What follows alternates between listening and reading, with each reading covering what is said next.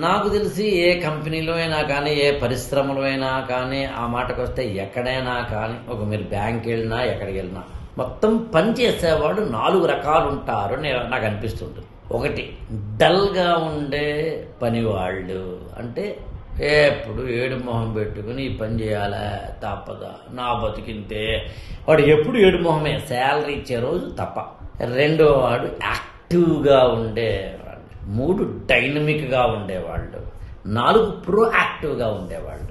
ఈ 4 రకాల కేటగిరీస్ తోటి కూడిన ఎంప్లాయీస్ ఏ కంపెనీలోకి వెళ్ళి ఉంటారు. బ్యాంక్కి వెళ్ళండి, కంపెనీలకి వెళ్ళండి, కాలేజీకి వెళ్ళండి, ఆ మాటకు వస్తే క్లాస్ రూమ్లో చూడండి, ఆ మాటకు వస్తే మన నిత్య జీవితంలో ఎవరిని కలిసినా కూడా ఈ 4 కేటగిరీలో ఏదో కేటగిరీ చెంది ఉంటాడండి.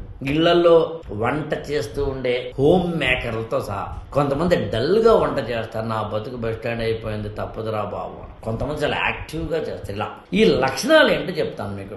డల్గా వాళ్ళు పనిని ప్రేమించరు, వాళ్ళు డబ్బుని కూడా ప్రేమించలేరు, వాళ్ళ జీవితాన్ని కూడా ప్రేమించలేరు, వాళ్ళ జీతాన్ని కూడా ప్రేమించలేరు. వాళ్ళ బతుకు ఎప్పుడు ఏడుపు ఏడుపు ఏడుపు, డల్గాళ్ళు.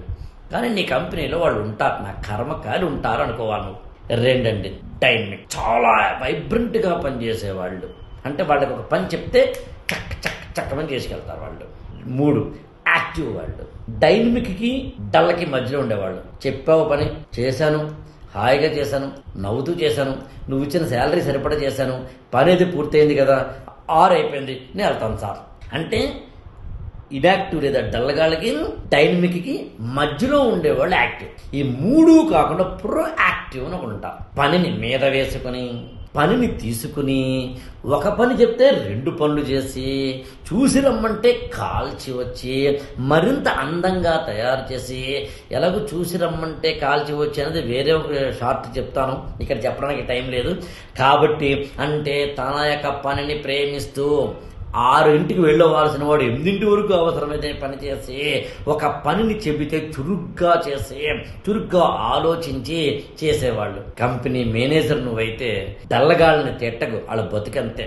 యాక్టివ్ వాళ్ళకి కాస్త ప్రమోషన్ ఇచ్చే ప్రయత్నం చేయి. డైనమిక్ వాళ్ళని దగ్గర తీసుకో, ప్రోయాక్టివ్ వాళ్ళని నీ టీములో కోర్ కమిటీలో స్ట్రాటజిస్టులుగా పెట్టుకో, నువ్వు ఎదుగుతావు.